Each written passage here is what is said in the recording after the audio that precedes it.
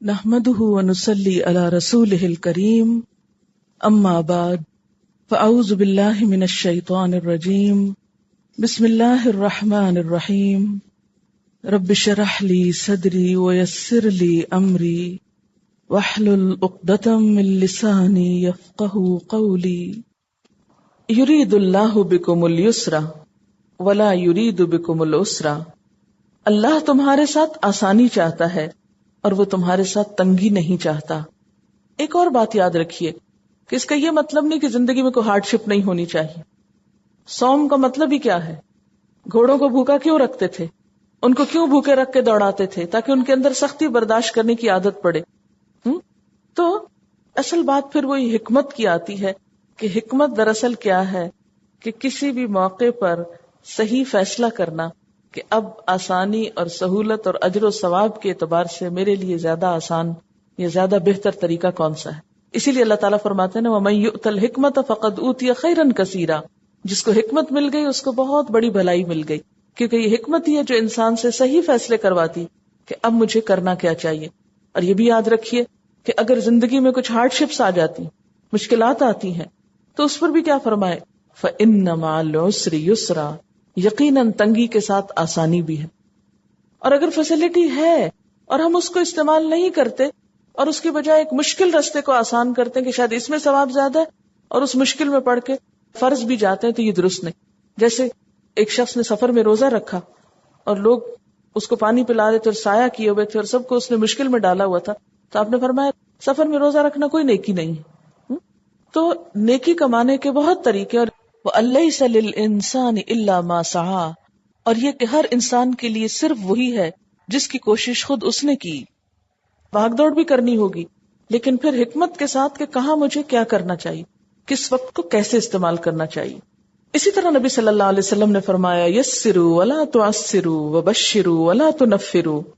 آسانی پیدا کیا کرو اور مشکلیں پیدا نہ کیا کرو، خوشخبری دیا کرو، نفرت نہ پھیلایا کرو. اور یہ ایک بہت خوبصورت اصول ہے دین کا. عام طور پر دین کا نام لیتے ہوئے لوگوں کے اندر یہ احساس کیوں آتا ہے کہ بڑا مشکل ہے، میں یہ نہیں کر سکتا، یہ نہیں ہو سکتا، کیونکہ ہم نے دین کو پیش ہی ایسے کیا ہے کہ وہ مشکل ہو گیا. حالانکہ دین میں بہت آسانیاں بھی، کوئی فرض ایسا نہیں کہ جس کے ساتھ رخصت نہ ہو. فطرت کے مطابق ہے، انسان کی ضروریات سہولیات کے مطابق ہے. وَلِتُكْمِلُوا الْعِدَّةَ. اور تاکہ تم گنتی مکمل کرو، گنتی پوری کرو. یعنی تمہیں گنتی پوری کرنی ہوگی. اگر 29 کا مہینہ تھا تو 29 دن پورے کرنے ہوں گے. آسانی کا مطلب یہ نہیں کہ تم روزے چھوڑ کر فراموش کر دو. وَلِتُكَبِّرُوا اللَّهَ. اور تاکہ تم بڑائی بیان کرو اللہ کی. عَلَىٰ مَا هَدَاكُمْ. اوپر اس کے جو اس نے ہدایت دی تم کو. وَلَعَلَّكُمْ تَشْكُرُونَ. اور تاکہ تم شکر ادا کرو. اب اس میں آپ دیکھیں کہ 3-4 باتیں کہی گئی. نمبر 1 وَلِتُكْمِلُوا الْعِدَّةَ. تاکہ تم گنتی پوری کرو. نمبر 2 وَلِتُكَبِّرُوا اللَّهَ. تکبروا کا مطلب کیا ہے؟ بڑائی کرنا، تعظیم کرنا، بزرگی بیان کرنا. اور اس حکم پر کیسے عمل کیا جاتا ہے؟ عید کا چاند دیکھ کر تکبیر پڑھی جاتی، عیدگاہ جاتے ہوئے تکبیریں پڑھی جاتی. یعنی تکمل العدہ جب ہو جائے تو پھر کیا کرو؟ تکبیریں پڑھو. خاص طور پر اللہ کا ذکر تکبیر کی شکل میں بلند کرو. ایک معنی تو اس کا یہ ہے. اور دوسری بات یہ ہے کہ اللہ کی بڑائی دل میں بیٹھے. اور پھر ویسے بھی آپ دیکھیں کہ جب ایک انسان روزہ رکھتا ہے اس کو صحت حاصل ہوتی، قوت حاصل ہوتی، تو وہ اللہ کے نام کی بلندی کے لیے زیادہ کوشش کر سکتا ہے. المؤمن القوی خیر من المؤمن الضعیف وفی کل خیر. قوت والا قوی مومن زیادہ بہتر ہے ضعیف کمزور مومن سے، حالانکہ دونوں کے اندر ہی خیر ہے. اور پھر خاص طور پر کس بات پہ بڑائی؟ علی ما ہداکم. اس بات پر کہ اس نے تم کو ہدایت دی. وَلَعَلَّكُمْ تَشْكُرُونَ. اور تاکہ تم شکر ادا کرو اللہ کی ان رخصتوں پر، مہربانیوں پر، اس نیکی کا موقع دینے پر، اس نیکی کی راہ دکھانے پر. وَإِذَا. اور جب سَأَلَكَ سوال کرے تجھ سے عبادی میرے بندے، انی میرے بارے میں، فَإِنِّي قریب تو بے شک میں قریب ہوں. یعنی میرے بندے جب آپ سے میرے بارے میں پوچھے کہ اللہ تعالیٰ کہاں ہے تو ان کو بتا دیجیے کہ میں قریب ہوں. اجیب، میں جواب دیتا ہوں، دعوت الداعی، پکارنے والے کی پکار کا، اذا دعانی، جب بھی وہ مجھ کو پکارتا ہے. فلیستجیبوا لی، بس چاہیے کہ وہ بات مانے میری، یا قبولیت کی دعا کرے مجھ سے. یستجیبو کا لفظ جو ہے جیم واو بے سے ہے، معنی ہے اس کا جواب طلب کرنا، جواب مانگنا، قبولیت کی استدعا کرنا. یعنی انہیں چاہیے کہ یہ قبولیت کی دعا کرے کہ اللہ تو ہماری دعا قبول کر لے. وَلْيُؤْمِنُوا بِي، اور چاہیے کہ وہ مجھ پر ایمان رکھیں. لَعَلَّهُمْ يَرْشُدُونَ، تاکہ وہ سیدھا راستہ پائیں، ہدایت پائیں، راہ راست پر آ جائیں. تفسیر: وَإِذَا سَأَلَكَ عِبَادِي عَنِّي فَإِنِّي قَرِيبٌ، اور جب آپ سے پوچھیں، سوال کریں میرے بندے میرے بارے میں کہ ہمارا رب کہاں ہے، بتا دو فَإِنِّي قَرِيبٌ، کہ بے شک میں تو قریب ہی ہوں. ایک اعرابی نے حضور صلی اللہ علیہ وسلم سے پوچھا، اے اللہ کے رسول صلی اللہ علیہ وسلم، کیا ہمارا رب قریب ہے؟ اگر قریب ہو تو ہم اس سے سرگوشیاں کر لیا کریں، اور اگر دور ہو تو ہم اونچی اونچی آوازوں سے اس کو پکارا کریں. آپ صلی اللہ علیہ وسلم خاموش رہے. اس پر یہ آیت نازل ہوئی کہ میرے بندے جب میرے بارے میں آپ سے پوچھتے ہیں تو آپ انہیں بتا دیجئے کہ میں تو بہت قریب ہوں. اس قرب کے بارے میں ایک اور جگہ پر آتا ہے، نحن اقرب الیہ من حبل الورید، سورۃ قاف کی آیت 16 ہے یہ، کہ ہم اس کی رگ جان سے بھی زیادہ اس سے قریب ہیں. ایک اور جگہ پر آتا ہے فَهُوَ مَعَكُمْ أَيْنَمَا كُنْتُمْ، جہاں کہیں تم ہو وہ تمہارے ساتھ ہوتا ہے. اور پھر اللہ تعالیٰ کی خاص تائید اور نصرت اور مدد ان لوگوں کو حاصل ہوتی ہے جو تقوی اختیار کرتے ہیں. ان اللہ مع الذین اتقوا والذین هم محسنون. اور رمضان میں خاص طور پر چونکہ انسان عبادت کی حالت میں ہوتا ہے، اس لیے دعاؤں کی قبولیت بھی بہت ہوتی. روزہ رکھ کر دعا قبول ہوتی، سحری کے وقت اٹھنا نصیب ہوتا جو عام طور پر نہیں ہوتا، تو رات کا پچھلا پہر یعنی سحر کا وقت جو ہے وہ دعاؤں کی قبولیت میں ایک خصوصی مقام رکھتا ہے. پھر روزے کے افطار کے وقت دعائیں قبول ہوتی ہیں. ایک روایت میں آتا ہے بہقی کی کہ 3 آدمیوں کی دعا رد نہیں کی جاتی، باپ کی، روزے دار کی اور مسافر کی. تو روزے دار کی دعا خاص طور پر قبول ہوتی ہے. اجیب دعوت الداعی، میں جواب دیتا ہوں پکارنے والے کی پکار کا. اذا دعانی، جب بھی وہ مجھے پکارتا ہے، جب بھی وہ مجھ سے دعا مانگتا ہے تو میں اس کی دعا سنتا ہوں.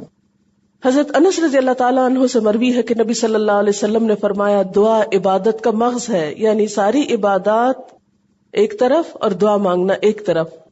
یعنی عبادت کی تکمیل اس وقت ہوتی ہے جب انسان دعا مانگتا ہے. مثلاً آپ دیکھتے ہیں کہ نماز پڑھ کے اگر آپ ایسے ہی اٹھ جائیں تو کیسا لگتا ہے، گویا نماز پڑھی ہی نہیں. اسی طرح اگر روزہ رکھا اور کوئی دعا نہ کی جائے تو آپ کا روزہ ادھورا ادھورا لگے گا. اسی طرح اگر آپ حج پہ جائیں اور دعائیں نہ کریں تو عبادت تو ہو گئی، فرض تو پورا ہو گیا، لیکن اگر آپ نے دعا نہیں کی تو گویا کچھ نہیں کیا. تو جتنی بھی عبادات ہیں ان میں سب پہ ٹاپ پہ کیا ہے؟ دعا. تو دعا کے بغیر عبادت کا لطف نہیں. اس لیے دعا کو کیا فرمایا؟ الدعاء مخ العبادہ. پھر اسی طرح حضرت ابو ہریرہ رضی اللہ تعالیٰ عنہ سے مروی ہے کہ نبی صلی اللہ علیہ وسلم نے فرمایا، دعا مومن کا ہتھیار ہے، دین کا ستون ہے، آسمان و زمین کا نور ہے. بعض اوقات ایسا لگتا ہے نا کہ جیسے ہم بہت تنہا ہو گئے ہیں، ہم بے سہارا ہو گئے ہیں، یا ہمارے پاس کچھ نہیں رہا، یا یوں لگتا ہے کہ ہر کوئی ہمارے اوپر ایک چڑھائی کر رہا ہے اور سب نے ہمیں چھوڑ دیا ہے. بسا اوقات ایسے وسوسے انسان کو آتے ہیں، ایسی فیلنگز آتی ہیں. ایسے میں جو شخص دعا مانگتا ہے وہ تنہا نہیں ہوتا، وہ بے سہارا نہیں ہوتا. اس کے پاس تو ایک بہت بڑا اسلحہ ہے. یعنی مومن کا اسلحہ کیا ہے؟ دعا ہے. اس وقت بھی جبکہ اس کے پاس دنیاوی اعتبار سے اسلحہ یا ٹولز نہ ہو، دنیاوی اسباب اگر کٹ چکے ہوں تو بھی. ابن عمر سے روایت ہے کہ نبی صلی اللہ علیہ وسلم نے فرمایا، جس پر دعا کے دروازے کھل گئے اس پہ رحمت کے دروازے کھل گئے. یعنی جس نے دعا مانگ لی گویا اس نے اللہ کی رحمت کو پکار لیا، اس کی طرف تو رحمت آئی کہ آئی. اور اللہ سے مانگی ہوئی چیزوں میں عافیت کے سوال سے بہتر کوئی چیز نہیں. یعنی دعا مانگو تو کس چیز کی؟ کہ اللہ تعالیٰ ہمیں عافیت میں رکھ. عافیت میں رکھ یعنی ہر تکلیف اور دکھ سے محفوظ رکھ. پھر اسی طرح حضرت برا بن عازب فرماتے ہیں کہ نبی صلی اللہ علیہ وسلم نے فرمایا دعا تو عبادت ہے، دعا عبادت ہے. حضرت عبداللہ بن مسعود سے مروی ہے کہ نبی صلی اللہ علیہ وسلم نے فرمایا اللہ سے اس کا فضل مانگو، اللہ پاک چاہتا ہے کہ بندہ مجھ سے مانگے. یعنی اللہ تعالیٰ کو یہ بات بہت پسند ہے. عموماً کیا ہوتا ہے کہ بندوں سے جب مانگا جاتا ہے تو بندے ناراض ہوتے ہیں، لیکن اللہ تعالیٰ سے جب مانگا جاتا ہے تو اللہ تعالیٰ خوش ہوتے ہیں. حضرت سلمان رضی اللہ تعالیٰ عنہ سے مروی ہے کہ نبی صلی اللہ علیہ وسلم نے فرمایا تقدیر نہیں بدل سکتی مگر دعا سے، اور عمر میں زیادتی نہیں ہو سکتی مگر نیکی سے. یعنی اگر ایک بلا انسان کی طرف آ ہی رہی ہے، ایک مصیبت آ ہی رہی ہے، اور دوسری طرف انسان اگر دعا کرنا شروع کر دیتا ہے تو کیا ہوتا ہے، وہ بلا اس سے ٹل جاتی ہے. کس کی وجہ سے؟ دعا کی وجہ سے. حضرت حسن رضی اللہ تعالیٰ عنہ سے مروی ہے کہ نبی صلی اللہ علیہ وسلم نے فرمایا مال کی حفاظت زکوٰۃ سے کرو، بیماریوں کا علاج صدقے سے کرو، مصائب و حوادث کا دفاع دعا سے اور تضرع سے، یعنی دعا سے اور عاجزی سے مصیبتوں کو ٹالو. یعنی جو شخص دعائیں کرتا رہتا ہے اس سے مصیبتیں دور ہوتی چلی جاتی ہیں. حضرت عائشہ رضی اللہ تعالیٰ عنہ سے مروی ہے کہ نبی صلی اللہ علیہ وسلم نے فرمایا دعا نجات دیتی ہے اس مصیبت سے جو اتر چکی. یعنی اگر کسی پہ کوئی تکلیف دکھ پریشانی آ گئی ہے تو اس میں بھی دعا کا فائدہ ہوگا، اور اس سے بھی جو ابھی نہیں اتری، ابھی آ ہی رہی ہے، راستے میں ہے، اگر ایک شخص دعائیں شروع کر دیتا ہے تو مصیبت واپس چلی جاتی ہے، اور بلا اترتی ہے تو دعا اس سے جا ملتی ہے. پھر دونوں لڑتی ہیں اور جھگڑنا قیامت تک چلتا رہے گا. حضرت ابن عمر سے منقول ہے کہ نبی صلی اللہ علیہ وسلم نے فرمایا کہ دعا نازل شدہ مصائب اور غیر نازل شدہ مصائب دونوں کے لیے فائدہ دیتی ہے. یعنی جو مصیبت آ گئی اس سے بھی چھٹکارا ہو سکتا ہے دعا کی وجہ سے، اور ابھی جو نہیں آئی اس سے بھی. پس اے اللہ کے بندو تم پر دعا لازم ہے. حضرت انس رضی اللہ تعالیٰ عنہ سے مروی ہے کہ نبی صلی اللہ علیہ وسلم نے فرمایا دعا سے عاجز مت ہو، یعنی کبھی دعا سے تھکو نہیں، کہ اللہ تعالیٰ نے کسی کو دعا کے ساتھ ہلاک نہیں کیا. یہ جو دعا کرتا رہتا ہے وہ ہلاکت سے بچ جاتا ہے. اس سے آپ اندازہ لگائے کہ کتنا فائدہ ہے دعاؤں میں، کیونکہ بہت سے لوگ دعا کر کے تھوڑی سی پھر مایوس ہو جاتے ہیں، کہتے ہیں کہ بس ہم نے تو بہت مانگ لیا، اب کوئی فائدہ نہیں. نہیں، آپ کو کیا پتا کہ جو آپ مانگ رہے ہیں وہ نہیں ملا تو کچھ اور مل جائے گا. اللہ تعالیٰ کا فرمان ہے کہ میں سنتا ہوں، جب بھی پکارتے ہو میں سنتا ہوں، اس لیے مانگنے سے کبھی نہ تھکو.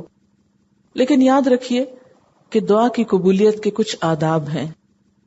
سب سے اہم بات تو یہ ہے کہ اگر ہم چاہتے ہیں ہماری دعائیں قبول ہوں تو ہمارا رزق حلال ہونا چاہیے، کیونکہ حرام خور کی دعا قبول نہیں ہوتی.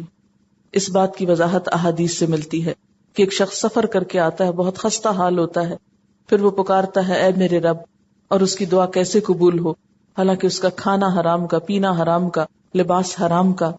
تو ایسے شخص کی دعا قبول نہیں ہوتی، کیونکہ یہاں پر تو کہا گیا نا کہ میں جواب دیتا ہوں بندے کو جب بھی وہ مجھے پکارتا ہے. لیکن پھر ایسا کیوں ہوتا ہے کہ بعض اوقات ہماری دعائیں قبول نہیں ہوتی؟ پھر اسی طرح یہ ہے کہ دعا وہ ہو جو ممکنات میں سے ہو، ناممکن چیزوں کی دعا نہیں کرنی چاہیے. اسی طرح یہ ہے کہ ایسی دعا نہ ہو جس میں کوئی گناہ کی بات ہو یا قطع رحمی کی ہو. پھر قبولیت کا ایک وقت بھی مقرر ہوتا ہے، اس کے لیے صبر کرنا ضروری ہوتا ہے. اس معاملے میں جلد بازی نہیں کرنی چاہیے کہ انسان یہ سوچے کہ ابھی میں نے مانگی ابھی جواب آ جائے. یہ نہیں ہو سکتا. اللہ تعالیٰ کو معلوم ہے اور وہ جانتا ہے کہ کس کو کس وقت کیا ملنا چاہیے اور کس وقت کسی کو کیا دیا جانا اس کے لیے فائدہ مند ہے اور کیا نہ ملنا اس کے لیے زیادہ بہتر ہے. اس لیے ہمارا کام مانگنا ہے اور اس کا کام دینا ہے. وہ کب دیتا ہے؟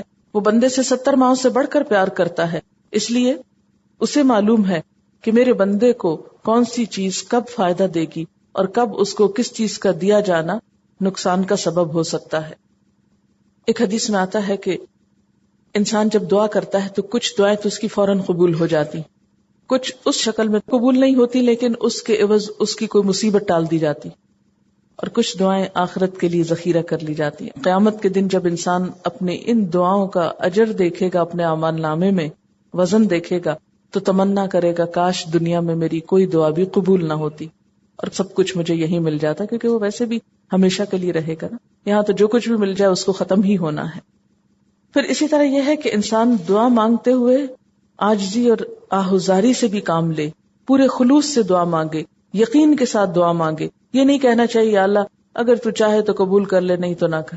نہیں، پورے یقین اور پورے اعتماد کے ساتھ، پورے بھروسے کے ساتھ اللہ تعالیٰ سے مانگنا چاہیے، کیونکہ اللہ تعالیٰ کے لیے کوئی بھی چیز مشکل نہیں۔ پھر اسی طرح بعض اوقات ایسے ہوتے ہیں کہ جس میں دعا جلد قبول ہوتی ہے، مثلا لیلۃ القدر میں، یا سجدے کی حالت میں، یا جمعے کے دن۔ اسی طرح والدین کی دعا اولاد کے لیے، مصیبت زدہ، بیمار، مسافر، تکلیف کی حالت میں، مظلوم کی دعا، اور خاص طور پر ظالم کے حق میں بد دعا۔ اسی طرح والدین کی بد دعا اولاد کے لیے بہت جلد قبول ہوتی ہے، اس لیے ماں باپ کو میں خصوصی طور پر یہ نصیحت کروں گی کہ بچے کتنا بھی ستائیں، کبھی بد دعا نہ دیں ان کو، نیور۔ اس سے اپنے آپ کو ضرور روک لیں۔ کئی ماؤں کو میں نے دیکھا ہے چھوٹی چھوٹی بات پہ بچوں سے ناراض ہو کے ان کو بد دعائیں دینے لگتی۔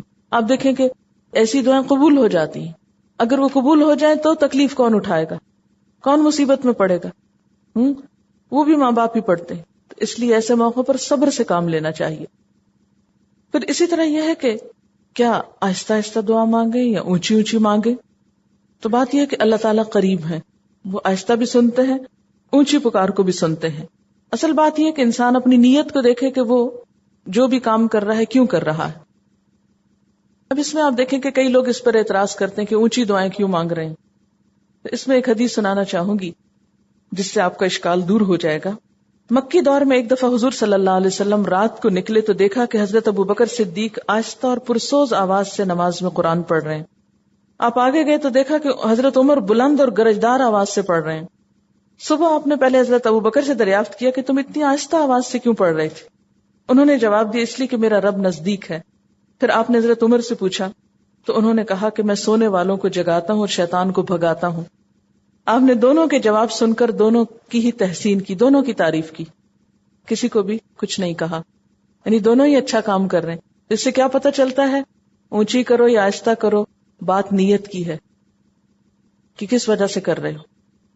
اسی طرح یہ ہے کہ بعض جگہوں پر بلند ہی پڑھنا ضروری ہوتا ہے، مثلا حج اور عمرہ میں جب تلبیہ پڑھتے ہیں تو لبیک اللہم لبیک زور زور سے پڑھنا ہوتا ہے، یا اسی طرح نماز کے لیے جب تکبیریں پڑھی جاتی ہیں، یا جہاد کے موقع پر کچھ تکبیریں پڑھی جاتی ہیں جیسے کہتے ہیں نعرہ تکبیر وغیرہ، یا اور بھی مخصوص سلوگنز ہوتے ہیں، اونچے اونچے بولے جاتے ہیں، تو ایسی صورت میں اونچا بولنے کی بھی اجازت ہے۔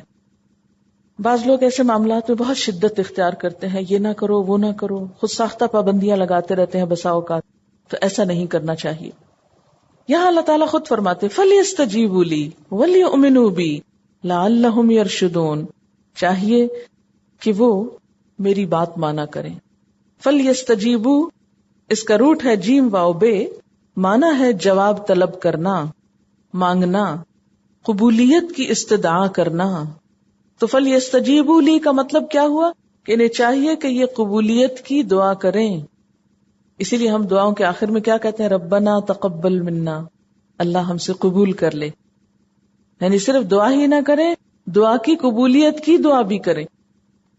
ایک معنی تو یہ ہو گیا۔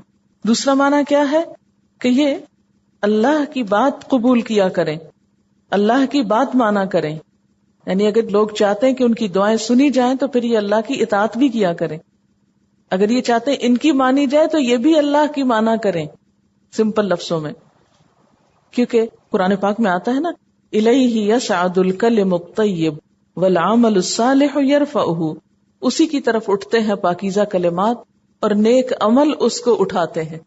یعنی لفظ بذات خود تو کوئی چیز نہیں، لفظ کیا ہوتا ہے؟ جب ہم کچھ بولتے ہیں تو ہمارے منہ سے کیا نکلتا ہے؟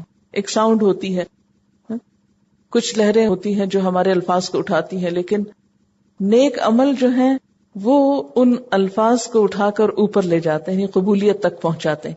اسی لیے اگر ہم چاہتے ہیں کہ دعا قبول ہو تو اس سے پہلے مثلا نفل پڑھ لیں، حاجت کے نفل، یا یہ کہ قرآن پاک پڑھ لیں، قرآن پاک پڑھنے کے بعد دعا قبول ہوتی، یا صدقہ خیرات کر لیں، یا روزہ رکھ لیں، یا پھر یہ کہ حج وغیرہ کے موقع پر، تو جتنی بھی عبادات ہیں، نیکی کے کام ہیں، یہ اللہ کی اطاعت کے کام ہیں، ان کے بعد جب دعا کی جائے تو وہ قبول ہوتی ہے۔ تو یہ فرمایا میں تو قریب ہوں، لیکن اگر تم یہ چاہتے ہو کہ تمہاری دعا قبول ہو تو اس کے لیے کیا کرو؟ تم میری بات مانو، یعنی تم بھی کچھ عبادت کیا کرو۔ اور اسی طرح دعا کے شروع اور آخر میں مثلا اللہ تعالیٰ کی حمد و ثنا کرنا، درود شریف کا پڑھنا، یہ دعا کی قبولیت کا ذریعہ بنتا ہے، یہ دعا مانگنے کا ادب بھی ہے۔ وَلْيُؤْمِنُوا بِي، اور چاہیے کہ مجھ پر ایمان لائیں.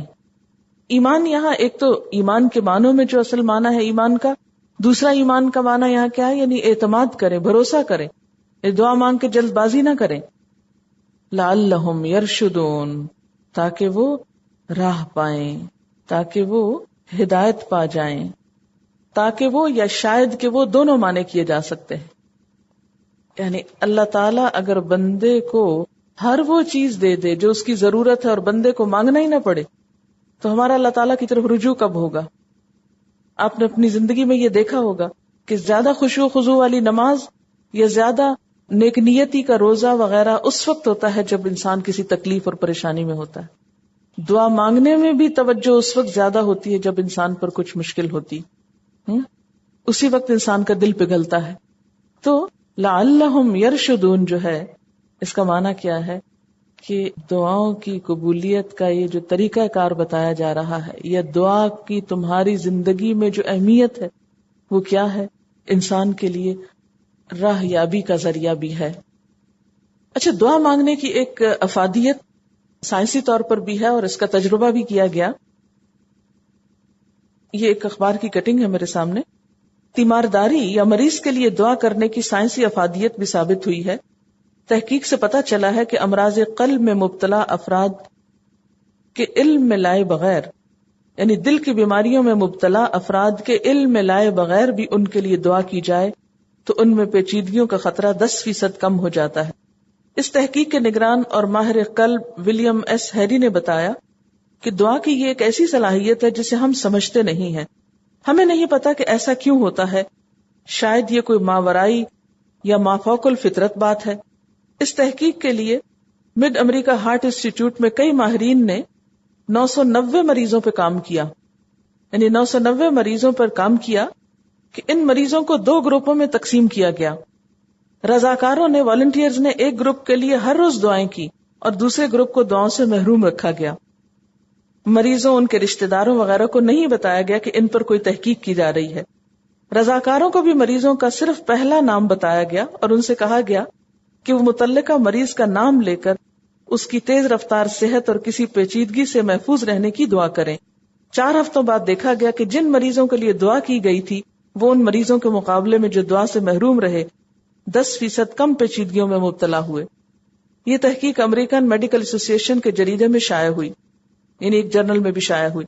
چنانچہ یہ طے کیا گیا کہ دعا کو علاج کا اضافی حصہ بتایا جائے، یعنی آئندہ سے مریضوں کو کیا سجیسٹ کیا جائے کہ وہ دعا بھی مانگا کریں. ہمارے ہاں جب ڈاکٹر مریض کو دعا کرنے کے لیے کہے تو لوگ یہ سمجھتے ہیں کہ شاید ڈاکٹر اب خود بے بس ہو رہا ہے، اس لیے اب دعا کی ضرورت پیش آئی ہے. انہی میں سے ایک ماہر کا کہنا ہے کہ صرف دعا کی افادیت ثابت نہیں بلکہ یہ بات ضرور ہے کہ جو لوگ خدا پر اور دعا پر ایمان رکھتے ہیں ان کی صحت یابی کا امکان زیادہ ہوتا ہے. یعنی اس کا تعلق اعتماد، ایمان اور یقین کے ساتھ ہے. اسی لیے آپ دیکھیں فَلْيَسْتَجِيبُوا لِي کے ساتھ کیا کہا گیا؟ وَلْيُؤْمِنُوا بِي، یعنی ایمان ضروری ہے، اعتماد ضروری ہے. لَعَلَّهُمْ يَرْشُدُونَ، تاکہ ان کو راہ مل جائے. راہ مل جائے سے مراد یہ کہ ان کا کام ہو جائے، یہ بھی معنی ہو سکتا ہے. حدیث میں آتا ہے کہ مَن لَمْ يَسْأَلِ اللَّهَ يَغْضَبْ عَلَيْهِ، جو اللہ سے سوال نہیں کرتا اللہ اس سے ناراض ہوتا ہے. اور بندوں کا حال کیا ہے کہ اگر ان سے مانگا جائے تو بندے مانگنے پہ ناراض ہوتے ہیں. بہرحال مانگتے رہنا چاہیے. ایک اور بات یہ ہے کہ جیسے قرآن پاک کی کچھ آیات ہیں تو ان کو پڑھنے سے بھی آپ کے دل کے اندر ایک خاص قسم کا ایمان پیدا ہوتا ہے، ایک روشنی پیدا ہوتی ہے. آپ اس کو ذرا کبھی آزما کر دیکھیں. میری کسی سے بات ہو رہی تھی تو میں نے کہا کہ میرے حافظے پہ اثر پڑ رہا ہے، میں بھولنا شروع ہو گئی ہوں. تو انہوں نے کہا کہ آپ یہ پڑھیں وَعَلَّمَكَ مَا لَمْ تَكُنْ تَعْلَمْ. اچھا، میں نے اس وقت کیا کیا کہ فون بند کر کے تھوڑی دیر کے لیے میں اس آیت کا معنی پہ غور کر کے یہ پڑھنا شروع ہو گئی وَعَلَّمَكَ مَا لَمْ تَكُنْ تَعْلَمْ، اور اس کو میں اپنے اوپر لینے لگی کہ اللہ نے تجھ کو وہ سکھایا جو تو نہ جانتی تھی. اس فیلنگ کے ساتھ جو یوں لگے کہ میرا دماغ کھل رہا ہے، میری آنکھیں کھل رہی ہیں. یعنی اس آیت کی ایسی خوشی تھی. ہم بعض اوقات اس کو وظیفے کے طور پہ اندھا دھند لے لیتے ہیں، بس اتنی دفعہ 1000 دفعہ یا 1,00,000 دفعہ یا 100 دفعہ پڑھنا. یہ طریقہ تو درست نہیں. لیکن اگر کچھ آیتوں کو آپ شعور کے ساتھ، محبت کے ساتھ، پیار کے ساتھ پڑھیں تو آپ دیکھیں گے کہ ان کلمات کا اثر آپ کی روح اور دل دماغ پہ ہوگا. یہ جادو بھی کیا ہے؟ کلمات ہے نا. تو اس کے مقابلے میں قرآن کے کلمات تو جادو سے بھی زیادہ اثر رکھتے ہیں، اس سے زیادہ طاقتور ہیں. تو یہ جو وظیفے کا سلسلہ نا، جو لوگ آیات بتاتے ہیں یہ پڑھ لیجئے یہ پڑھ لیجئے، اس کے پیچھے بھی بنیادی طور پر ان آیات کا معنی ہی ہوتا ہے جو انسان کا موریل بلند کرتا ہے اور انسان کو ایک کانفیڈنس دیتا ہے. لیکن شرط یہ ہے کہ اس کو آپ سمجھتے بھی ہوں. جیسے جادو کے علاج میں بتایا جاتا ہے وَلَا يُفْلِحُ السَّاحِرُ حَيْثُ أَتَىٰ، جادوگر کامیاب نہیں ہو سکتا جہاں سے چاہے آئے. اب اس کو اگر شعوری طور پر آپ 10 دفعہ کہیں، سائنٹیفکلی بھی یہ پرووڈ ہے کہ اگر آپ کوئی کام کرنا چاہیں تو آپ بلند آواز سے اس کو کہیں کہ میں یہ کر سکتا ہوں، میں یہ کر سکتا ہوں، میں یہ کروں گا کروں گا کروں گا، تو آپ کر لیتے ہیں پھر. تو بالکل وظیفہ بھی ایسی ہی چیز ہے نا کہ میں یہ کر سکتا ہوں، یہ ہو سکتا ہے. کہتے ہیں کہ بچوں کو بھی اگر دعائیں دیں یا بتائیں پڑھنے کے لیے تو وبلائز کر کے دیں، یعنی منہ سے بول کر ان کو بتائیں. ایک تو یہ تھا کہ اس سے بچوں کے اندر ایک ایسوسیشن قائم ہو جاتی ہے نا کہ ماں باپ کی دی ہوئی ہے. پھر یہ کہ ان کا ایک اعتماد اور عقیدہ سا بن جاتا ہے کہ بڑے بھی ہو جاتے ہیں تو جہاں کہیں ان کو وہ مشکل آتی تو فوراً وہی چیز پڑھنے لگتے ہیں. بعض لوگ ویسے بہت دین سے دور ہوتے ہیں لیکن جو کچھ ماں باپ نے بچپن میں سکھا دیا وہ لاشعوری طور پر اس وقت ان کے منہ سے نکلنا شروع ہو جاتا ہے. لیکن یہ کہ ایسی چیزوں کو سنت یا فرض کے درجے میں نہیں لے لینا چاہیے، پھر وہ دین کا ایک حصہ بن جاتا ہے جو بدعت ہوتی. لعلہم یرشدون، اس کو ذرا سا وسیع کر لیجئے. جب انسان دعا مانگتا ہے تو اس کے اوپر مشکل سے نکلنے کا رستہ کھلنے لگتا ہے نا، آئیڈیاز آنے لگتے ہیں. مثلاً آپ بیمار ہیں، آپ صحت کی دعا مانگ رہے ہیں.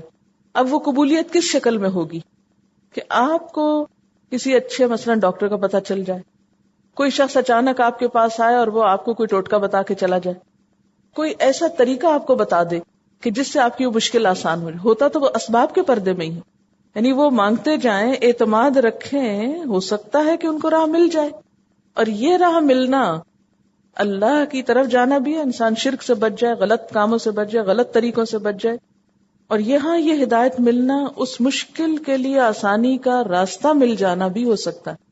یعنی وہ مانگتے چلے جائیں، شاید کہ ان کو راستہ مل جائے، یہ مطلب ہے. اور پہلی دعا تو ہدایت کی ہے، اس لیے کہ سورۃ الفاتحہ میں ہم کیا کرتے ہیں، اہدنا الصراط المستقیم. دعا کی بات کرنے کے بعد مزید کچھ مسائل روزوں سے متعلق ہی بتائے گئے. احل لکم، حلال کر دیا گیا تمہارے لیے، لیلۃ الصیام، روزوں کی رات میں، الرفث، رغبت کرنا، رافعثا یا ریفے سے، اس کا لفظی معنی ہوتا ہے فحش بات زبان سے نکالنا، لیکن عرف میں اس سے مراد شوہر اور بیوی کا جسمانی تعلق، جس کو عربی میں جماع بولتے ہیں. الی نسائکم، طرف تمہاری عورتوں کے، ہن وہ، لباس لکم، لباس ہے تمہارے لیے، وانتم، اور تم، لباس لہن، لباس ہو ان کے لیے. علم اللہ، اللہ نے جان لیا، انکم، بے شک تم، کن تم تھے، تم تختانون، تم خیانت کر رہے. تختانون کا اصل کیا ہے؟ خیانت. اس کا روٹ ہے خے واو نون، کیے گئے عہد کو نہ نبھانا. تم خیانت کر رہے تھے اپنے نفسوں سے، فتاب علیکم، تو وہ مہربان ہوا تم پر، وعفا عنکم، اور اس نے درگزر کیا تم سے. عفو درگزر کے معنوں میں. فالآن، تو اب، باشروہن، مباشرت کرو ان سے. باشرو کا لفظ جو ہے یہ بے شین رے سے ہے، بشر، بشر سکن کو کہتے ہیں نا، یعنی کھال کے ساتھ کھال کا مل جانا. تو مراد اس سے شوہر اور بیوی کا جسمانی تعلق ہے. وابتغوا، اور تلاش کرو، ما، جو، کتب اللہ لکم، لکھا اللہ نے تمہارے لیے، وکلوا، اور کھاؤ، واشربوا، اور پیو، حتی، یہاں تک کہ، یتبین، واضح ہو جائے، لکم، تمہارے لیے، الخیط الابید، سفید دھاگا، من الخیط الاسود، سیاہ دھاگے سے، من الفجر، فجر کے وقت. ثم، پھر، اتم الصیام، تمام کرو، پورا کرو روزے کو، الی اللیل، رات تک. ولا تباشروہن، اور نہ تم مباشرت کرو ان سے، وانتم، حالانکہ تم، عاکفون، اعتکاف کرنے والے ہو. عین کاف، اس کا روٹ ہے عکفا، مانا ہے اپنے آپ کو کسی چیز سے روک لینا، جما دینا، جم کر کوئی کام کرنا. تو دین کی اصطلاح میں اس سے مراد یہ ہوتا ہے کہ انسان دنیا کے سارے کام چھوڑ کر ایک جگہ جم کر، مقید ہو کر اللہ تعالیٰ کی عبادت کرے، گوشہ نشین ہو کر، جسے اعتکاف بولا جاتا ہے. فی المساجد، مسجدوں میں. تلک حدود اللہ، یہ اللہ کی حدود ہے. فلا تقربوها، تو نہ تم قریب جاؤ ان کے. کذالک، اسی طرح. یبین اللہ، بیان کرتا ہے اللہ، آیاتہ، اپنی آیات، للناس، لوگوں کے لیے. یعنی اپنے احکام. آیات سے مراد یہاں کیا ہے؟ احکامات. لعلہم شاید کہ وہ یتقون تقوی اختیار کریں. احل لکم لیلۃ الصیام الرفث الی نسائکم، روزوں کی راتوں میں تمہارے لیے اپنی بیویوں کے پاس جانا حلال کر دیا گیا. ہن لباس لکم وانتم لباس لہن، وہ تمہارے لیے لباس ہیں اور تم ان کے لیے لباس ہو. علم اللہ انکم کنتم تختانون انفسکم، اللہ نے جان لیا کہ تم اپنے نفسوں کے ساتھ خیانت کر رہے تھے. فتاب علیکم وعفا عنکم، تو وہ تم پر مہربان ہوا اور اس نے تم سے درگزر کیا. فالآن باشروہن، تو اب تم ان سے مباشرت کر سکتے ہو. وابتغوا ما کتب اللہ لکم، اور جو کچھ اللہ نے تمہارے لیے مقدر کر رکھا ہے اسے تلاش کرو، اسے طلب کرو. وکلوا واشربوا، اور کھاؤ اور پیو. حتی یتبین لکم الخیط الابیض من الخیط الاسود من الفجر، جب تک کہ سفید دھاری کالی دھاری سے واضح طور پر نمایاں ہو جائے فجر کے وقت. ثم اتموا الصیام الی اللیل، پھر روزے رات تک پورے کرو. ولا تباشروہن وانتم عاکفون فی المساجد، اور ان سے مباشرت نہ کرو حالانکہ تم مسجدوں میں اعتکاف کی حالت میں ہو. تلک حدود اللہ، یہ اللہ کی حدود ہیں. فلا تقربوہا، ان کے قریب بھی نہ جانا.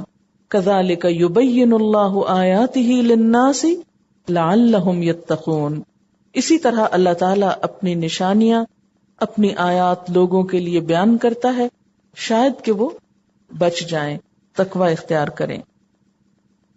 یہاں پر جو ہدایات دی جا رہی ہیں ان میں سے پہلی ہدایت کیا ہے کہ تمہارے لیے روزے کی رات میں اپنی بیوی کے پاس جانا حلال کر دیا گیا. یاد رکھیے کہ ابتدائے اسلام میں کھانا پینا اور ازدواجی تعلق صرف نماز عشاء تک جائز تھا. اگر کوئی عشاء سے پہلے سو گیا تو اس پر نیند آتے ہی یہ سب کچھ حرام ہو گیا.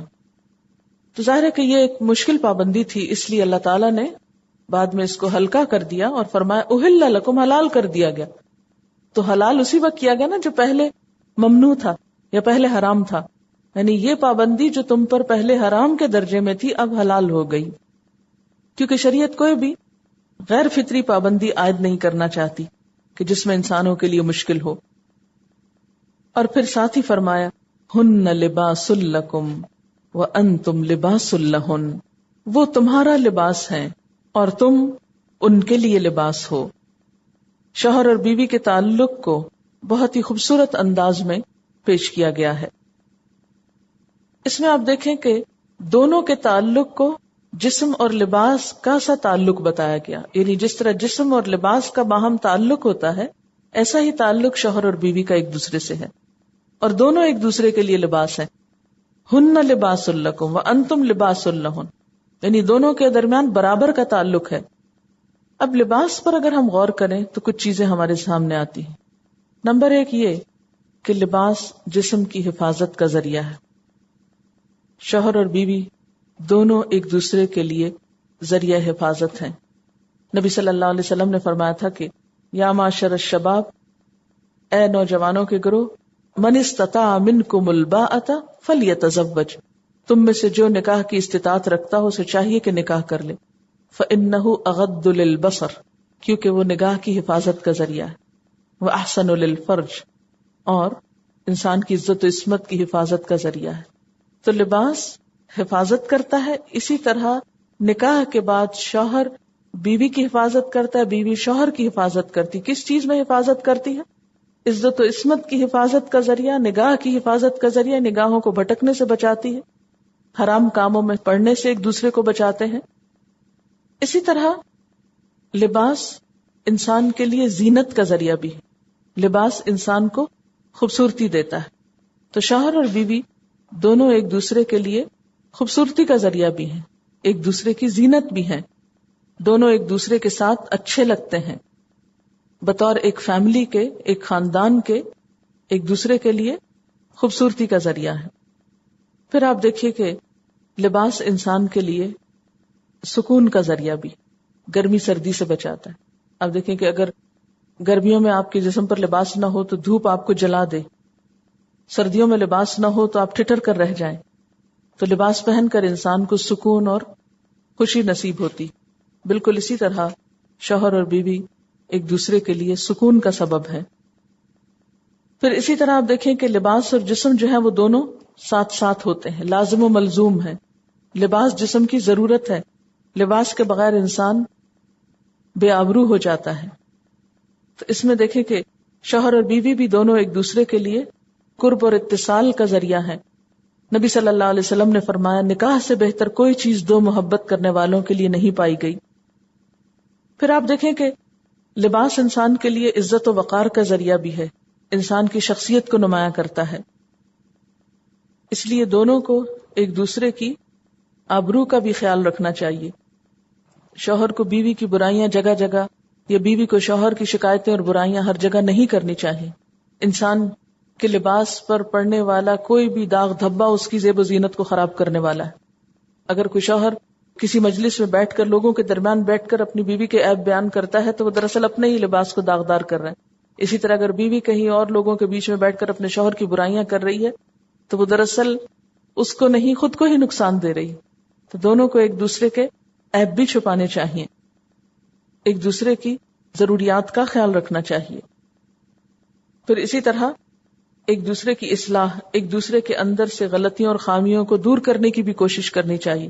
جس طرح ہم اپنے لباس کو صاف ستھرا رکھتے ہیں، پریس کرتے ہیں، اس کے رنگ کو خراب ہونے سے بچاتے ہیں، اس کی حفاظت کے کتنے طریقے اختیار کرتے ہیں، اسی طرح شوہر اور بیوی کو ایک دوسرے کے لیے خیرخواہ، ہمدرد اور مددگار ہونا چاہیے. علم اللہ، اللہ نے جان لیا، انکم کنتم تختانون انفسکم، کہ تم لوگ اپنے نفسوں سے خیانت کر رہے تھے. یعنی وہ جو پابندی تھی، کہتے ہیں کہ وہ کوئی وربل پابندی نہیں تھی، پہلے ایک انڈرسٹوڈ تھا، کیونکہ پچھلی شریعتوں میں ایسا ہی تھا. تو اس سے صحابہ کرام کو یہ شک تھا کہ شاید ہماری شریعت میں بھی رات کے وقت کھانا پینا اور دیگر تعلق جو ہے وہ منع ہے. لیکن اس کے باوجود کچھ لوگ شور نہیں تھے، اس لیے انہوں نے بسا اوقات نفس کے تقاضے کے تحت ایسے کچھ کام کر لیے. اسی عمل کو اللہ تعالیٰ نے خیانت سے تعبیر کیا. حضرت براء بن عازب سے روایت ہے کہ جب روزے فرض ہوئے تو صحابہ کرام رمضان بھر عورتوں کے پاس نہیں جایا کرتے تھے، لیکن بعض لوگوں نے چوری چوری یہ کام کر لیا.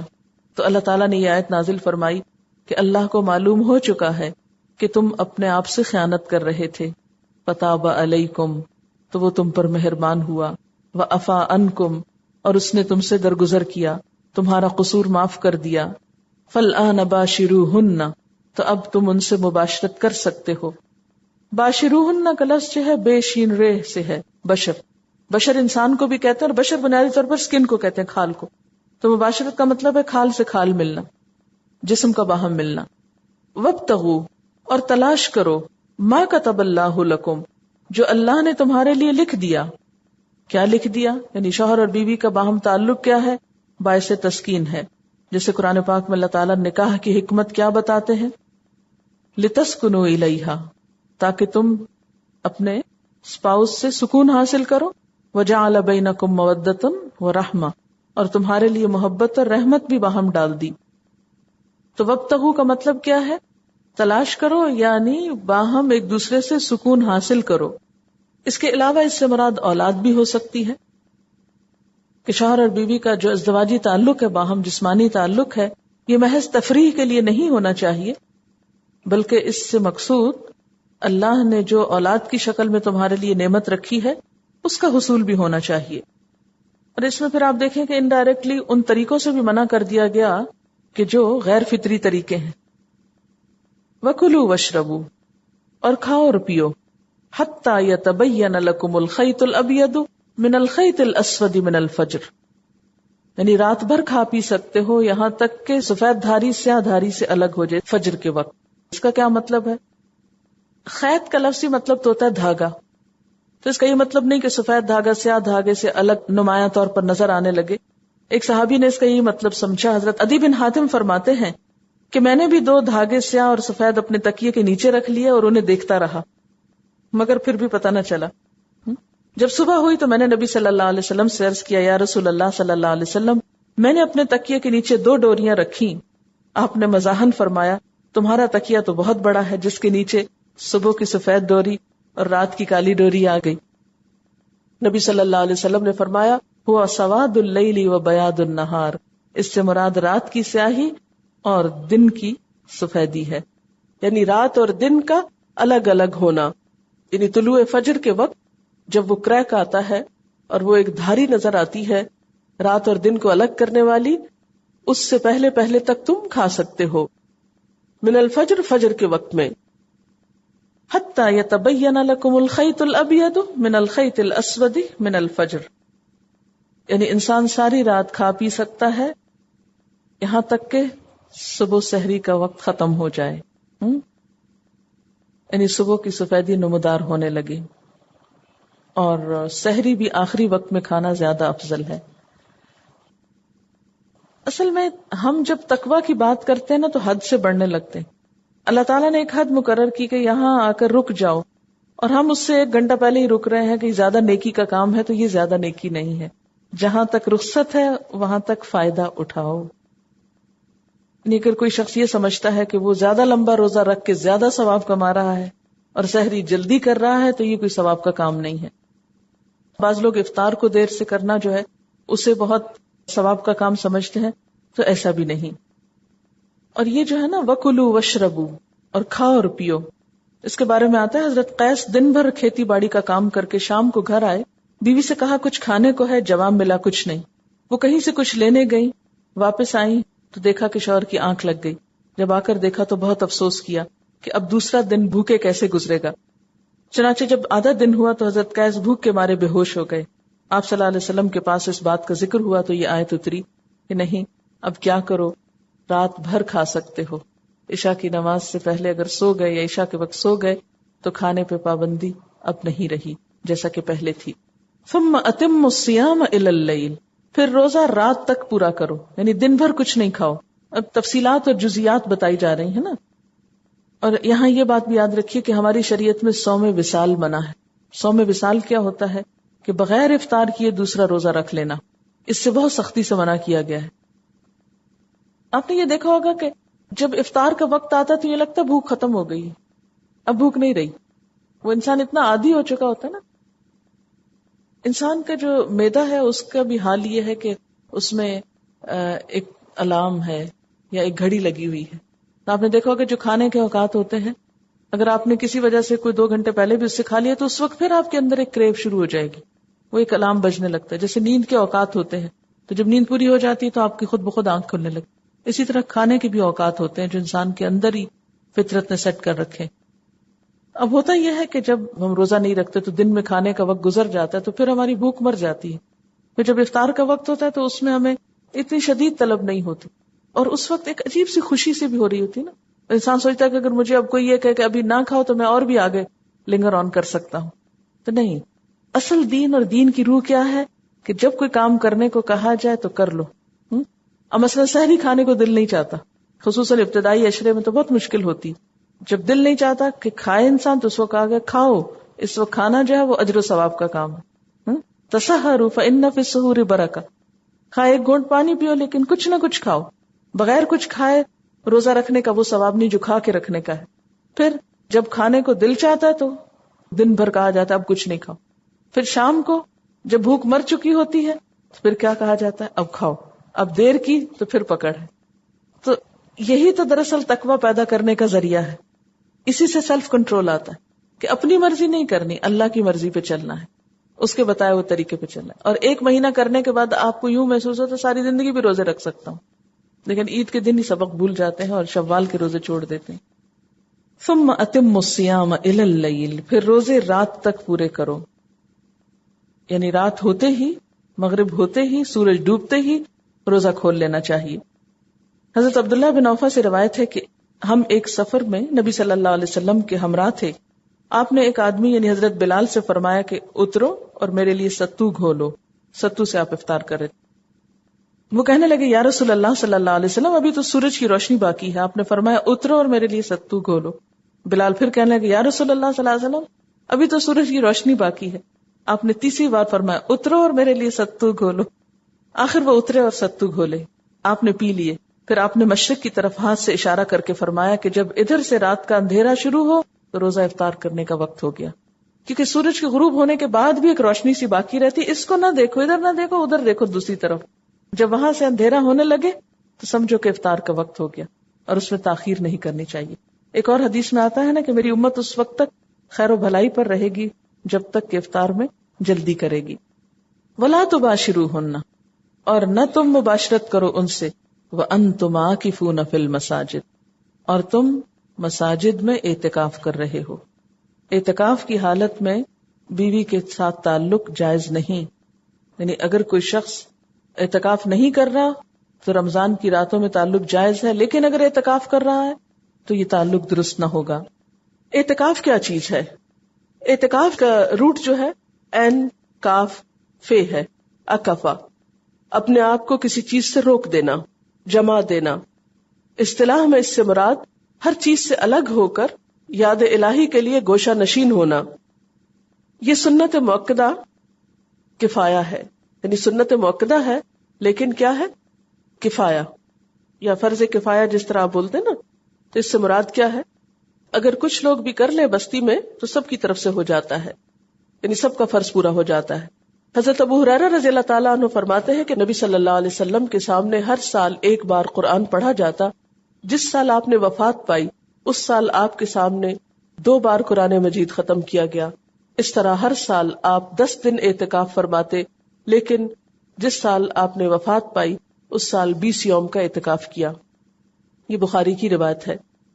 حضرت عائشہ رضی اللہ تعالیٰ عنہ فرماتی ہیں کہ اعتکاف کرنے والے کے لیے سنت یہ ہے کہ وہ بیمار پرسی کو نہ جائے، یعنی اسی جگہ بیٹھا رہے، جنازے میں شریک نہ ہو، بیوی کو نہ چھوئے، نہ اس سے مجاورت کرے، اعتکاف کی جگہ سے نہ نکلے سوائے بہت ضروری کاموں کے، یعنی قضائے حاجت کے یا فرض غسل کے، جس کے بغیر چارہ ہی نہ ہو. اور اعتکاف روزے کے ساتھ ہی ہوتا ہے اور بڑی مسجد میں ہوتا ہے. یہ اعتکاف کے آداب میں سے ہے. بخاری اور مسلم کی ایک اور حدیث میں آتا ہے کہ نبی صلی اللہ علیہ وسلم اعتکاف کی حالت میں گھر کے اندر نہیں آتے تھے مگر انسانی ضرورت کے لیے، یعنی بیت الخلاء کے استعمال کے لیے. اعتکاف کی ابتدا کب ہوتی ہے؟ حضرت عائشہ رضی اللہ تعالیٰ عنہ فرماتی ہیں کہ رسول اللہ صلی اللہ علیہ وسلم جب اعتکاف بیٹھنے کا ارادہ فرماتے تو فجر کی نماز پڑھ کر اعتکاف میں داخل ہوتے. اعتکاف کرنے والے سے کسی ضروری کام میں ملاقات ہو سکتی ہے. حضرت صفیہ فرماتی ہیں کہ رسول اللہ صلی اللہ علیہ وسلم اعتکاف میں تھے، میں رات کو آپ سے ملنے آئی اور آپ سے باتیں کی، واپس جانے کے لیے اٹھی تو آپ مجھے چھوڑنے کے لیے اٹھ کھڑے ہوئے، نہیں تھوڑا آگے کرنے کے لیے. اعتکاف کا اجر کیا ہوتا ہے؟ حضرت ابن عباس کہتے ہیں کہ نبی صلی اللہ علیہ وسلم نے اعتکاف کرنے والے کے حق میں یہ فرمایا ہے کہ وہ گناہوں سے باز رہتا ہے اور نیکیاں اس کے لیے جاری کی جاتی ہیں، ایسی نیکیاں جیسے کہ نیکیاں کرنے والے ہر قسم کی نیکی کرتے ہیں، یعنی ہر قسم کی نیکیوں کا اجر اس کے لیے لکھ دیا جاتا ہے. یہاں پر بنیادی طور پر کیا فرمایا گیا کہ وَلَا تُبَاشِرُوهُنَّ وَأَنْتُمْ عَاكِفُونَ فِي الْمَسَاجِدِ، کہ شوہر بیوی کے ساتھ تعلق قائم نہ کرے جبکہ وہ اعتکاف کی حالت میں ہو اور اعتکاف میں مسجد میں ہو. یہاں پر اعتکاف کے لیے مسجد کی شرط بتائی گئی اور خاص طور پر مردوں کے لیے. عورتوں کے لیے بعض فقہا یہ کہتے ہیں کہ جیسے نبی صلی اللہ علیہ وسلم نے فرمایا کہ عورتوں کو مسجد جانے سے نہ روکو اور ان کے گھر ان کے لیے بہتر ہے، تو اسی طرح جیسے نماز میں ان کا گھر ان کے لیے بہتر ہے تو وہ گھر میں اعتکاف کر سکتی. بہرحال دونوں رائے موجود ہیں، لیکن یہاں پر انتم سے مراد خاص طور پر مرد حضرات ہیں کہ جب تم، کیونکہ پیچھے بھی حکم جو ہے نا، دیکھیں نا عورتوں کے لیے آ رہا نا، لا تباشروہن، تو نہ مباشرت کرو ان عورتوں سے، تو حکم خاص طور پر مردوں کی طرف جا رہا ہے، یعنی حکم کا مدعا جو ہے وہ مرد ہے. لیکن اس کا یہ مطلب نہیں کہ عورت اعتکاف نہیں کر سکتی، عورتیں بھی اعتکاف کر سکتی ہیں. حضرت عائشہ رضی اللہ تعالیٰ عنہ فرماتی ہیں کہ نبی صلی اللہ علیہ وسلم رمضان کے آخری عشرے میں اعتکاف کرتے، یہاں تک کہ اللہ تعالیٰ نے آپ کی روح کو قبض کر لیا. پھر آپ کے بعد آپ کی بیویوں نے اعتکاف کیا. حضرت عائشہ رضی اللہ تعالیٰ عنہ سے روایت ہے کہ نبی صلی اللہ علیہ وسلم نے اعتکاف کا ارادہ کیا، پھر جب آپ اس مقام پر پہنچے جہاں آپ اعتکاف کا ارادہ رکھتے تھے تو آپ نے چند خیمے دیکھے، حضرت عائشہ کا خیمہ، حضرت حفصہ کا خیمہ، حضرت زینب کا خیمہ. تو آپ نے فرمایا کیا تم اس میں نیکی سمجھتی ہو؟ اس کے بعد آپ واپس ہو گئے اور آپ نے اعتکاف نہیں کیا اور اس کے عوض شوال میں 10 دن کا اعتکاف کیا، کیونکہ آپ کا خیال یہ تھا کہ یہ خیمے جو ہے ایک دوسرے کے مقابلے پہ لگائے گئے ہیں۔ اعتکاف اصل میں 2 طرح کا ہوتا ہے، ایک تو مسنون اعتکاف ہے جو رمضان کے آخری عشرے میں 10 دن کا ہوتا ہے یا 9 دن کا بنتا ہے اگر 29 روزے ہوں، اور ایک دوسرا اعتکاف ہے جو نفلی اعتکاف کہہ لیں یا نظر ماننے کا اعتکاف۔ ایسا اعتکاف 10 دن کا بھی ہو سکتا ہے، 1 دن کا بھی ہو سکتا ہے، 3 دن کا بھی ہو سکتا ہے، 7 دن کا بھی ہو سکتا ہے، جتنا جس کو میسر آئے۔ یعنی ایک اعتکاف جو سنت نبوی سے ثابت ہے اس کی مدت 10 دن ہے، اور یہ رمضان کے آخری عشرے میں ہوتا ہے، اور اس کے لیے روزہ بھی رکھا جاتا ہے دن کو۔ اور دوسرا اعتکاف کون سا ہوا؟ یعنی وہ جو انسان اپنے اوپر خود واجب کر لے، جیسے نظر وغیرہ مانی ہو، کیونکہ خود پہ آپ خود واجب کرتے ہیں نا، اس کی کوئی مدت متعین نہیں۔ اور اس کی دلیل کیا حدیث ہے؟ حضرت عبداللہ بن عمر کہتے ہیں کہ حضرت عمر نے حضور صلی اللہ علیہ وسلم سے پوچھا کہ میں نے جاہلیت کے زمانے میں یہ منت مانی تھی کہ ایک رات مسجد حرام میں اعتکاف کروں گا، تو آپ نے فرمایا کہ اپنی منت پوری کرو۔ جس سے پتہ چلتا ہے کہ صرف رات کا بھی اعتکاف ہو سکتا ہے، کہ ساری رات انسان مسجد کے اندر بیٹھ کے عبادت کرتا رہے۔ اور یہ بھی یاد رکھیں کہ منت وہی پوری کرنی چاہیے کہ جو شریعت کے حکم کے مطابق ہو۔ تلک حدود اللہ، یہ اللہ کی حدود ہیں، فلا تقربوها، پس ان کے قریب نہ جاؤ۔ کذالک یبین اللہ آیاتہ للناس لعلہم یتقون، اللہ تعالیٰ اپنے احکام لوگوں کے لیے کھول کھول کر بیان کرتا ہے اسی انداز میں تاکہ وہ پرہیزگار بن جائیں۔ اب آپ دیکھیں کہ ابتدا میں بھی کیا حکم تھا، لعلکم تتقون، اور ساری تفصیل بتا کے آخر میں بھی کیا فرمایا، یہ سب کچھ کس لیے بتایا گیا ہے، لعلہم یتقون۔ ساری عبادات کا مقصود کیا ہے، تقوی کا حصول، تاکہ تمہارے اندر تقوی پیدا ہو۔ جسمانی روزے کے علاوہ ایک مانوی روزہ بھی ہے۔ جس طرح اللہ کے حکم سے انسان روزے کی حالت میں کھانا پینا چھوڑتا ہے، یعنی حلال چیزیں چھوڑتا ہے، اسی طرح عام زندگی میں اللہ کے حکم سے اسے حرام بھی چھوڑنا ہے۔ اس لیے اگلی آیت میں کیا فرمایا، وَلَا تَأْكُلُوا، اور نہ تم کھاؤ، اموالکم، اپنے مالوں کو، بینکم، آپس میں، بالباطل، ساتھ باطل طریقے کے۔ اس کا روٹ ہے بے طویلام بطل، باطل کے کئی معنی ہوتے ہیں، مثلا نمبر 1 ابس اور بے مقصد، بیکار۔ نمبر 2 کوئی ایسی چیز جس کی عقل، فطرت یا شریعت کے اندر کوئی بنیاد نہ ہو۔ نمبر 3 عدل، انصاف، شریعت، معروف اور سچائی کے خلاف طریقہ۔ اور نمبر 4 جھوٹ، خیانت، سود، رشوت، چوری، غصب اور معاملات کی وہ ساری قسمیں جنہیں شریعت نے ناجائز قرار دیا ہے۔ وَتُدْلُوا بِهَا، اور تم لے جاتے ہو ان کو۔ تدلو کا لفظ جو ہے یہ دال لام واو سے ہے، دلو۔ ادلا کا مطلب ہوتا ہے کنویں میں ڈول ڈالنا۔ کنواں دیکھا ہے کبھی؟ تو اس سے پانی کیسے نکالا جاتا ہے؟ اس میں ڈول ڈال کر۔ تو یہیں سے اس کے اندر پھر کسی چیز تک پہنچنے اور اس کی قربت حاصل کرنے کا مفہوم پیدا ہو گیا۔ یعنی جس طرح رسی کے ذریعے ڈول پانی تک پہنچتا ہے، اسی طرح مال رشوت حکام تک رسائی کا ذریعہ بنتا ہے۔ یعنی جیسے پانی لینے کے لیے ڈول ڈالا جاتا ہے، اسی طرح حاکموں سے کچھ فائدہ اٹھانے کے لیے رشوت دی جاتی ہے۔ یعنی رشوت دینا ایسا ہی ہے جیسے ڈول ڈالنا۔ الی الحکام، طرف حکام کے، لتأکلوا، تاکہ تم کھا لو، فریقاً، ایک حصہ، من اموال الناس، لوگوں کے مالوں میں سے، بالاسم، ساتھ گناہ کے، وانتم تعلمون، حالانکہ تم جانتے ہو۔ تفسیر، ولا تأکلوا اموالکم بینکم بالباطل، اور اپنے مال آپس میں باطل طریقے سے نہ کھاؤ۔ وَتُدْلُوا بِهَا إِلَى الْحُكَّامِ، اور تم انہیں حکام کی طرف کھینچ لے جاتے ہو۔ لِتَأْكُلُوا فَرِيقًا مِّنْ أَمْوَالِ النَّاسِ، تاکہ تم لوگوں کے مال کا ایک حصہ کھا سکو، بالاسم، گناہ کے ساتھ، وَأَنْتُمْ تَعْلَمُونَ، حالانکہ تم جانتے ہو، حالانکہ تم کو معلوم ہے۔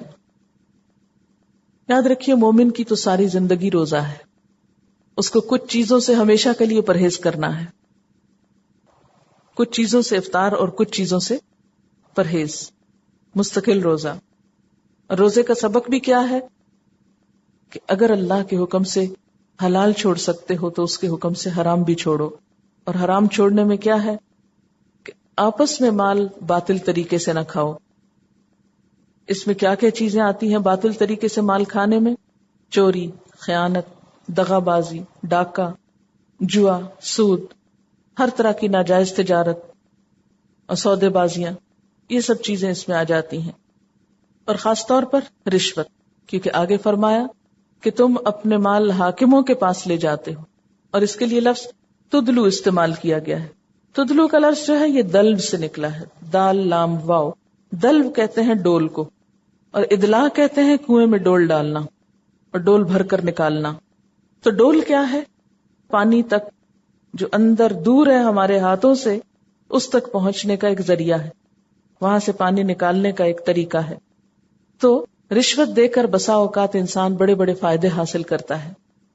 تو جس طرح رسی کے ذریعے سے ڈول پانی تک پہنچتا ہے، اسی طرح مال رشوت حکام تک رسائی کا ذریعہ بنتا ہے.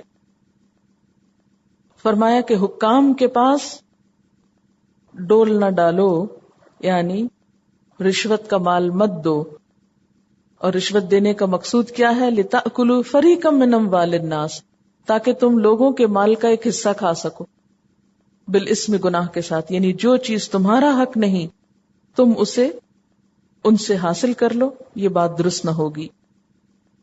نبی صلی اللہ علیہ وسلم نے فرمایا میں بہرحال ایک انسان ہی تو ہوں، ہو سکتا ہے کہ تم ایک مقدمہ میرے پاس لاؤ اور تم میں سے ایک فریق دوسرے کی نسبت زیادہ چرب زبان ہو، اور اس کے دلائل سن کر میں اس کے حق میں فیصلہ کر دوں. مگر یہ سمجھ لو کہ اگر اس طرح اپنے کسی بھائی کے حق میں سے کوئی چیز تم نے میرے فیصلے کے ذریعے حاصل کی تو دراصل تم دوزخ کا ایک ٹکڑا حاصل کرو گے. یعنی حاکم کو رشوت دے کے یا چرب زبانی کے ذریعے اس سے غلط فیصلہ کرانا اور اس سے کوئی ناجائز چیز ہتھیا لینا دراصل دوزخ کا ٹکڑا لینا ہے. عام طور پر ہمارے معاشرے میں دوسروں کے حق دبانے کے لیے کیا کچھ ہوتا ہے، یہ بہت عام ہے نا بات. کوئی بھی اخبار اٹھا لے کسی بھی دن کی، کتنا صاف واضح حکم ہے. تو گویا ایک غلطی سے غلطیوں کا ایک سلسلہ چل پڑا، اور اس سے نقصان کس کا ہوا؟ اللہ تعالیٰ کا، اس کے فرشتوں کا نہیں، خود ہمارا. اور کیا ہوتا ہے بسا اوقات جو لوگ رشوت میں کوآپریٹ نہیں کرتے تو ان لوگوں کو ٹک کر چین سے کوئی کام کرنے بھی نہیں دیا جاتا. اگر یہ باتیں کسی نان مسلم سوسائٹی میں ہوتی تو ہم یہ کہہ سکتے تھے کہ ان کو پتا نہیں ہے، ہمارے پاس تو اللہ کی کتاب موجود ہے، اللہ کے احکام موجود ہیں، اس لیے ہم ایسا نہیں کرتے، اور وہ لوگ لا علم ہے اس لیے وہ کر رہے ہیں، تو شاید کوئی چھوٹ ہوتی ان کی. لیکن کس قدر افسوس کی بات ہے کہ ہم مسلمان بھی کہلاتے ہیں اور اس کے ساتھ یہ سب کام اپنے لیے جائز سمجھتے ہیں اور ان کو کرنا بہت ہوشیاری کی بات سمجھتے ہیں. یہ بھی کس قدر افسوس کی بات ہے کہ کچھ لوگ جائز حق دلوانے کے لیے بھی رشوت مانگتے ہیں. اگر کوئی مکان یا دکان بسا اوقات کرائے پر دے دیں تو اس کو خالی کرانا ایک مسئلہ ہو جاتا ہے. یہ جو باطل طریقے سے کھانے کی جو چیزیں تھی نا، اس میں جوا ہے، جھوٹی گواہی سے حاصل کیا ہوا مال ہے، پھر اسی طرح ملاوٹ ہے. اب ملاوٹ عام کھانے پینے کی چیزوں میں تو ہے ہی، لیکن اس کے ساتھ ساتھ دوائیوں تک میں ملاوٹ، لائف سیونگ ڈرگز میں ملاوٹ. تو بہرحال افسوس اس بات کا ہے کہ آہستہ آہستہ احساس مٹ رہا ہے کہ یہ برائی ہے. ایک تو نا برائی ہے اور شرمندگی سے کی جائے، اور ایک یہ کہ برائی پھر ڈھٹائی کے ساتھ کی جائے. یہ زیادہ تکلیف دہ چیز ہے. ریفیوجیز کے لیے جب لے کر جاتے کوئی سامان وغیرہ تو وہاں پر وہ رشوت لے کر اس سامان کو آگے دیتے تھے. ریلیف کی چیزوں میں سے خود کھا لیتے ہیں. کسی غریب کے نام پہ فنڈ اکٹھا کیا اور خود کھا لیا. اس طرح بھی حرام کھانے کے بہت سے طریقے ہیں. اسی وجہ سے تو ہمارے کسی کام میں برکت ہوتی نہیں، ہر چیز میں خیانت. رشوت دینے کا طریقہ عام طور پر تحفہ ہے.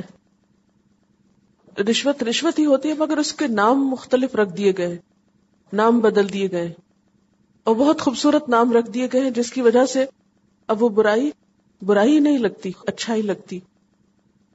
ہمارا ایک بہت عام کانسیپٹ یہ ہے کہ غلط کام کر لو پھر حج عمرہ کر آنا اور پاک ہو جانا.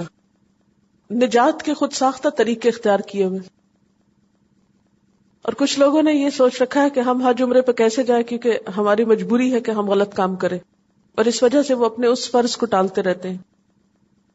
یعنی جس طرح ہماری عقل کہتی ہے، جس طرح ہماری مرضی چاہتی ہے، ہم دین کا وہی نقشہ، وہی حلیہ، وہی رخ بنا لیتے ہیں اور دنیا کے فائدے اٹھاتے رہتے ہیں. کچھ لوگ کہتے ہیں ابھی تو ہماری عمر ہی نہیں حج عمرے کی، دنیا کے فائدوں کی خاطر غلط فتوے دینا. لون لے کے واپس نہ کرنا، چاہے انڈیویجولز ہو یا بینکس ہو یا کہیں سے بھی، اور اس میں سے کچھ صدقہ خیرات کر دینا یہ سوچ کر کے. ایکچولی دین کو جب ہم اپنی مرضی کے مطابق ڈھال لیں گے تو پھر ایسا ہی ہوگا. اور یہ سب سے بڑا جہاد ہے ہماری سوسائٹی کا. ہمیں اس کے لیے اویئرنیس پیدا کرنی ہوگی، اس کا احساس دلانا ہوگا. وآخر دعوانا ان الحمد للہ رب العالمین. سبحانک اللہم وبحمدک نشہد ان لا الہ الا انت نستغفرک ونتوب الیک.